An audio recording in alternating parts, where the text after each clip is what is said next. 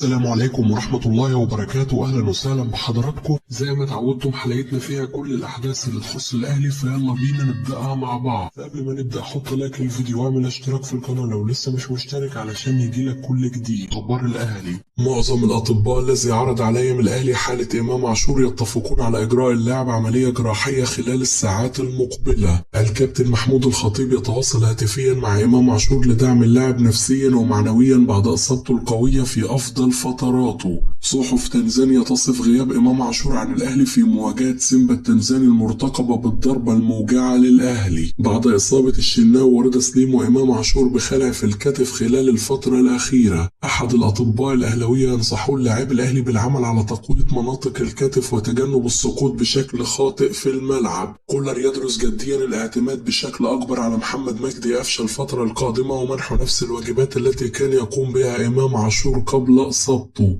علاء غرام الظهير التونسي المميز يؤكد للمقربين سعادته الكبيرة بارتباط اسمه بالأهلي المصري، ويؤكد أنه لو تلقى عرض فلن يتردد لحظة في قبوله.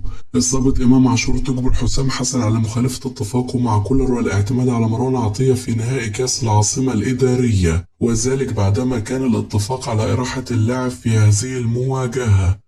الأهلي يتعجب من الأنباء المنتشرة على جريدة الوطن عن رفض رئيس نادي الزمالك التعاقد مع أحمد عبد القادر احتراما لاتفاقه مع الأهلي، خصوصا أن اللاعب مرتبط بعقد مع الأهلي ولا يمكنه الرحيل إلا بموافقة النادي من الأساس. وليد علي فرج لاعب فاركو الشاب يخطف أنظار إدارة السكاوتنج بالنادي الأهلي ويدفعهم لاقتراح اسمه على مارسيل كولر في أقرب فرصة. إشادة حسام حسن بمصطفى محمد وتريزيجيه ومرموش وحجازي وإصرارهم على التواجد مع المنتخب وحديثه عن أن مباراة دولية مع المنتخب أفضل من مليون دوري يزعج محمد صلاح، والذي اعتبر أن الجهاز الفني يلقح عليه بالكلام. الزمالك يعلن جاهزية زيزو للمشاركة مع الفريق في مباراة مودرن فيوتشر بعد تعافيه من إصابة الكاحل. ضياء السيد: عودة المدرب الوطني لقيادة المنتخب شيء مهم، لكن الأهم أن تكون خطة اتحاد الكرة دعمه لاستمراره لأطول فترة ممكنة لتحقيق النجاح، خاصة أنهم من قبل أقالوا حسام البدري وإيهاب جلال بشكل متسرع. وصلنا مرتين لنهائي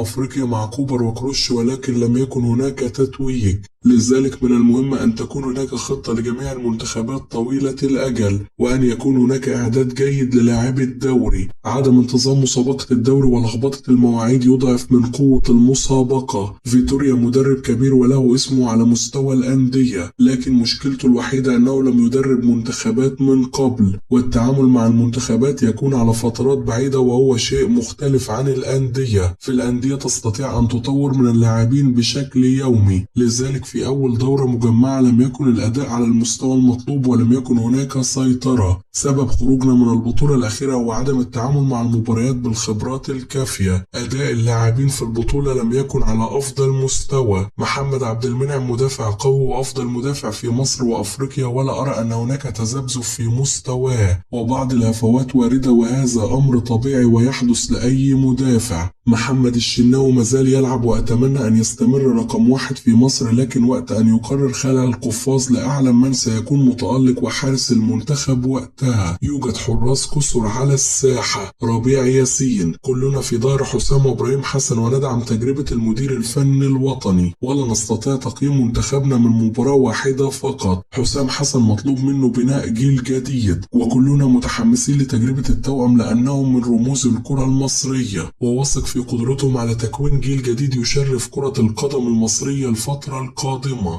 كده تكون انتهت أخبارنا، نشوفكم على خير في حلقة جديدة.